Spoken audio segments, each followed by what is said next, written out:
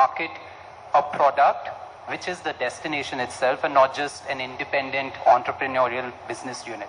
So that's one thing, which is all about dreaming phase. And there are different platforms, right? Meta is just one of them. There's TikTok, there's Google, YouTube, really effective channels to capture the right attention in the dreaming phase. Then comes the planning phase. Planning is when travelers are actually looking for the information. And in the age of AI, when there are various tools coming up, in fact, Booking.com came up with AI Trip Planner, where you randomly just write your travel inspiration. I want to go to some place which has beautiful beach and very cultural heritage attached to it. And AI Planner will give you an exact itinerary. So it's very, very relevant that operators today understand the information is key. And each and every aspect of what makes the experience unique needs to be captured. Then comes the booking phase, which means that payments, who is the market? Market is the audience today who's booking online. Research says that almost 76% bookings today happen online. And by 2026, this will be 78%. So it's important that there are different ways of alternate payment methods activated. There are different tools which can optimize your online visibility are activated. And then it comes to experience phase and inspiring phase, which are the last two phases where operators need to engage with the customer and make sure that those customers are then amplifying their uniqueness by talking about those experiences on different platforms. So it's like a process, and I think it's very important to really leverage on this higher demand for sustainable, slow travel experiences. Operators today look at these phases and try to optimize each and everything, whatever is possible for them. Shuichi, Japan has such amazing examples of this. Can you share some examples of collaboration between private players and rural tourism products, please, for us? Okay, I'd like to introduce one example. There is a Nakasendo Trail in Japan. That's a routes of historical routes connecting Tokyo and Kyoto from the Shogun era. And it was in the mountainside, not along the Pacific Ocean. And the routes is dotted by small post towns. And most travelers visit those 1 or 2 towns and spend 1 or 2 hours and leave. So those towns, communities, and private sectors want to brand not the towns, but as a route. So first thing they did was to search internet and social networks and find out what kind of words or phrases and images they were connected to Nakasendo Trail.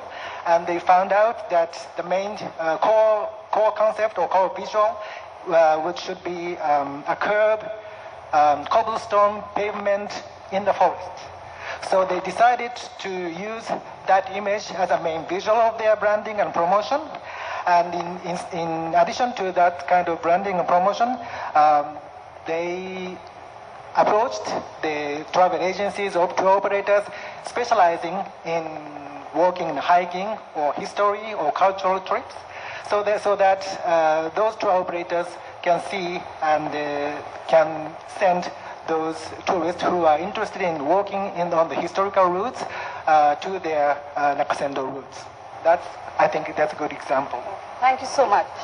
Widya, can you tell us about some changes that were made to the environmental areas that help to bring in a lot of tourists? So helping in every possible way for tourism as well as rural development. Thank you. But before I jump to that question, actually we work a lot with the government. So I'd like to pick a case from Indonesia, for example.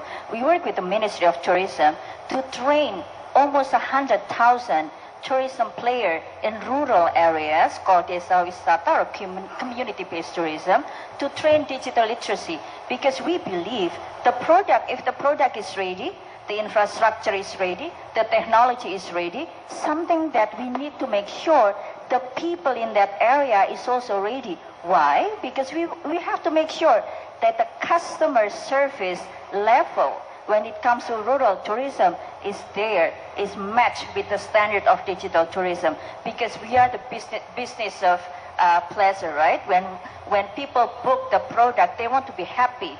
And if they go to rural areas that provide tourism services, but the service quality is low, then they're not going to come back. Then the story will not be amplified. So we work a lot in terms of digital readiness with the Ministry of Tourism.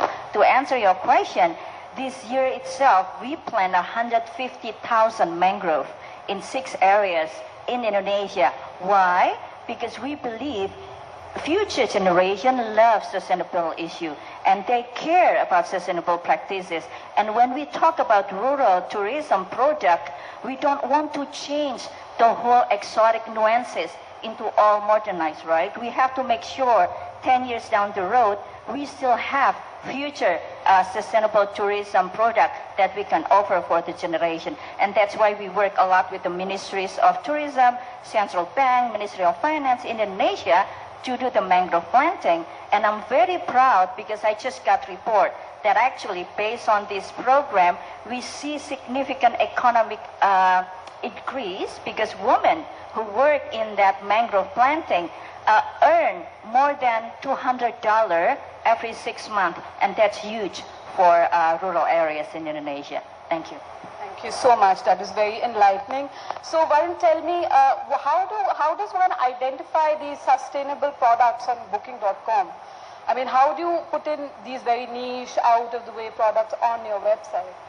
Well, I wish we could do even more and even more better to highlight those products. So I don't know, I mean, I'm sure, you know, if you've ever used Booking.com or if you are aware of our platform, then we did launch something called a Travel Sustainable Batch. So what basically this batch did was that we came up with a checklist of about 35 items, which are operational practices which an accommodation or a homestay or a farm stay kind of, you know, operator can implement within their product. And that helps them to become more sustainable. Not saying sustainable completely, but definitely it helps them to reduce their impact and amplify their social impact. That batch doesn't exist anymore. However, we are becoming even better in the terms of how we make it authentic. So what we've done now is that those practices still remain. So if a property has improved their sustainability quotient in terms of implementing certain operational practices, then as a customer, I can still see those practices on a property page. And I would know that why this property is more sustainable versus the other neighboring property. That's one thing. Second, if an accommodation today is able to get a green certificate from a certified agency, which is very important, right? Authenticity is super important so that we don't do greenwashing.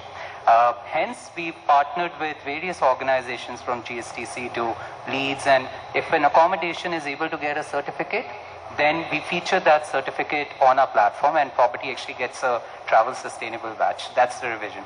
And third thing, which is very important, coming back to what Widya also mentioned, right? Education for partners.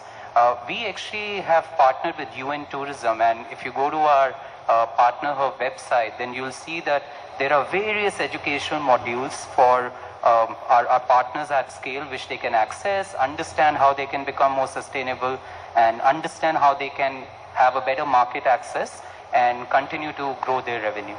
Thank you so much. So in this digital world, content of course remains very important, and sometimes it just starts with perfect images. So Yang, can you share an example of how some villages in China became extremely popular because of sports tourism?